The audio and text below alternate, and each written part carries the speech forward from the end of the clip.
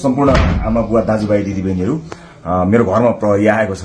मैले समाचारबाट उच्च अदालतको आदेशबारे थाहा त पाएँ, तर बिना कुनै कागज अहिले यतिखेरसम्म मलाई केही पुर्जी पनि दिएको छैन, कागज पनि दिएको छैन। मेरो घरभित्र आएर बेडरुमभित्र आउनुभएको छ, मैले सार्वजनिक पनि गरिसकेको छु। अब यसरी तैनाथ उताबाट आदेशभन्दा पहिले तैनाथ हुने यो सबै चिजले एउटा ठूलो आशंका सृजना गरेको छ।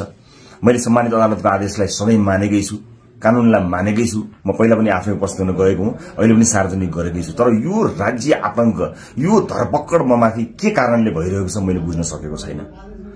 भोलिको चितवनको कार्यक्रमलाई निरन्तरता दिनु होला। मलाई लागेको थियो म केही कुरा भन्छु भनेर, तर जुन तरिकाले अहिले यो सामान्य अभ्यासभन्दा पर गएर जबरजस्ती गर्ने कोसिस बिना कागजपत्र छ होला, ल्याउनु पनि हुन्छ होला, ल्याउन सकिने पनि थियो। त्यो लिएर आएर लैजान सकिन्थ्यो, भोलि ल्यान सकिन्थ्यो। घरै पनि अझै कागज बोकीवरी प्रक्रिया मेरो लागि कुनै प्रक्रिया पूरा गर्न मानेको छैन। आतंकित बनाएर घरभित्र प्रहरी छिरेको छ। म यसै पनि गिरफ्तारी दिन्छु भनेर बसेकै छु।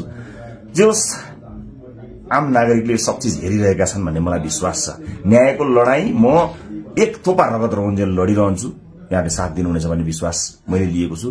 मैले कुनै गल्ती गरेको पनि छैन, कुनै अपराध गरेको पनि छैन, तर संसारकै सबैभन्दा ठूलो अपराधीलाई जस्तो ममाथि गरिएको यो व्यवहार आम जनताले हेरिरहेका छन् भन्ने मैले विश्वास लिएको छु। म धेरै केही भन्दिनँ। म सम्मानित अदालतप्रति अझै पनि आशा र भरोसा राखेर कानूनी प्रक्रियामा सघाउनको लागि परिरहेको छु।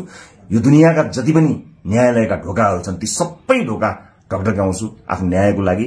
र मलाई थाहा छ यहाँहरूले सबै कुराको साक्षी बसेर हेरिरहनु भएको छ होला भन्ने मैले विश्वास लिएको छु।